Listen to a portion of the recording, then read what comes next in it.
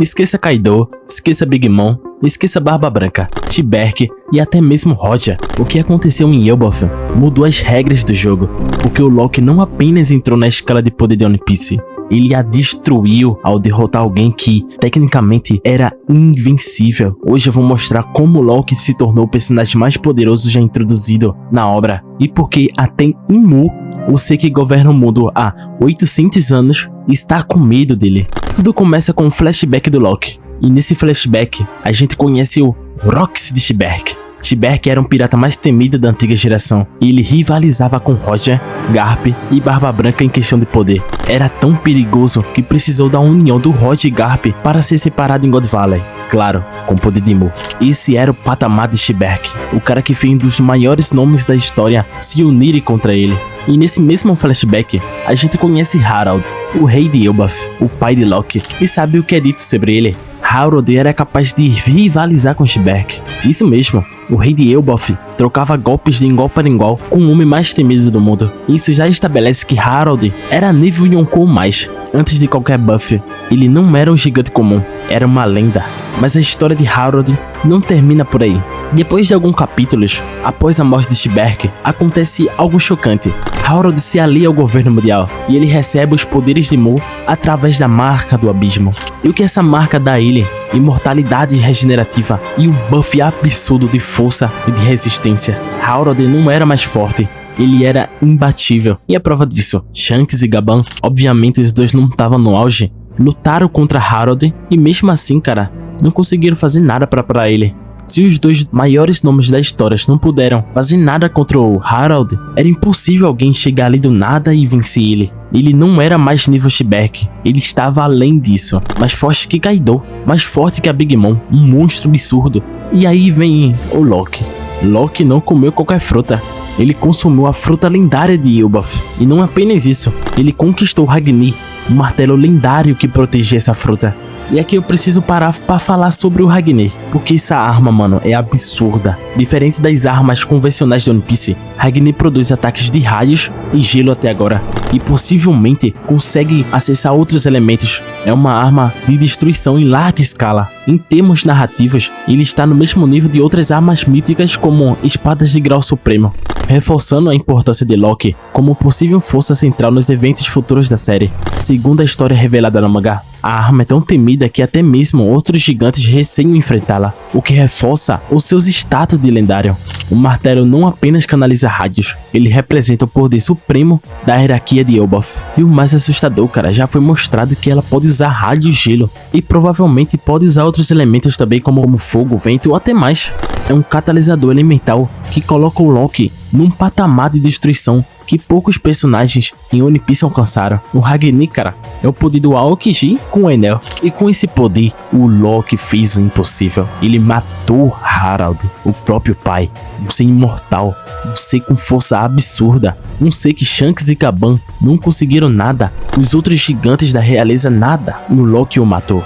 E isso quebra tudo. Porque não é sobre força bruta, é sobre o poder do Loki em anular ou superar a imortalidade dada por Imu.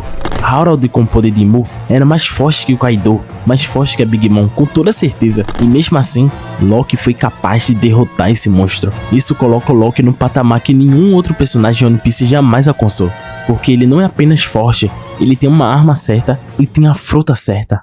Ele agora é o predador de imortais. Mas espera, tem quem diga: ah, mas o T-Berk era forte, o Loki não seria páreo. Então vamos desconstruir isso. T-Berk morreu em God Valley há 38 anos atrás. Ele é o ponto de referência em uma era que já foi ultrapassada. Enquanto Roger, Garp e Barba Branca viveram mais quase 2 décadas evoluindo seus hakis e capacidade física, T-Berk parou no tempo. Citando o próprio Sengoku, Kaido e Big Mom no auge, em Wano, eram muito mais fortes do que jovens quando serviam a T-Berk. Se a nova geração, Luffy e Loki, já superaram Yonkous atuais, superar o nível de T-Berk é um passo lógico, não um milagre. O rei Harald, embora fosse nível T-Berk, cometeu o erro de confiar na estagnação da imortalidade. Ele tinha força de regeneração, mas também ele tinha parado em agir como um grande soldado e agir mais como rei. E o Loki tinha fome, o Loki já era forte, ele tinha ambição e também ele tinha a fruta lendária de Elbaf e tinha o Ragni. E agora vinha a parte mais importante. Após a morte de Harald, Imu se surpreende. Imu, que governa o mundo há 800 anos, está com medo. Imu tem medo de enviar os Cavaleiros Sagrados para deter Loki, porque aparentemente, se os Cavaleiros Sagrados morrem, isso custará a vida de Imu. A vida de Imu está ligada aos Cavaleiros Sagrados. E se o Loki pode apagar um Cavaleiro Sagrado, marcado pela imortalidade, ele é a maior ameaça à existência de Imu desde o século perdido. Loki não é apenas forte, ele é um predador natural de imortais. Ele tem o poder de matar o que não pode morrer, de destruir o que é indestrutível. Isso faz dele o personagem mais perigoso de One Piece, pelo poder que ele possui. E agora vem a parte mais interessante. Loki não é inimigo do Luffy. Loki não quer um One Piece. Loki não quer dominar o mundo. Loki quer vingança. Vingança contra o governo mundial que corrompeu seu pai, que transformou Harold em um servo imortal de Imu. Loki matou Harold para libertar o pai da escravidão, a marca do abismo. E aqui vem um paralelo mitológico. Harold era o pai de todos, Odin, e o Loki é aquele que traz seu fim, o Ragnarok. Mas esse fim não é a destruição sem sentido, é o fim do mundo que Imu construiu. E também o Luffy quer derrubar o governo mundial. Loki e Luffy têm o mesmo inimigo. Será que o Loki vai ser um novo Mugiwara? Seria o aliado mais poderoso que o Luffy poderia ter. O inimigo mais poderoso caso o Loki ficasse do mal. Então, pra resumir, cara, Loki não apenas entrou na escala de poder de One Piece, ele a quebrou. Ele matou um ser imortal mais forte de qualquer Yonkou atual. Ele fez Imu o ser supremo do mundo, sem ter medo. Ele é a criptonita da imortalidade de Imu. Isso muda tudo, porque agora a gente sabe que existe alguém capaz de ameaçar Imu diretamente. E o mais importante, Loki não está contra o Luffy, ele está contra o governo mundial, contra Imu, contra o sistema que escravizou seu pai. E se o Luffy quiser derrubar Imu no final, ele pode ter o Loki, o aliado mais poderoso da história do One Piece. E você, o que acha do Loki? Ele realmente é o personagem mais forte de One Piece até agora? E como caralhos o Shanks conseguiu parar o Loki, mano? Cara, eu quero ver, o Shanks tem que ser um monstro total. O Shanks é um deus divino se ele conseguiu parar o Loki na porrada. Comenta aí, cara, a sua opinião que eu quero saber. Muito obrigado por assistir e até o próximo vídeo.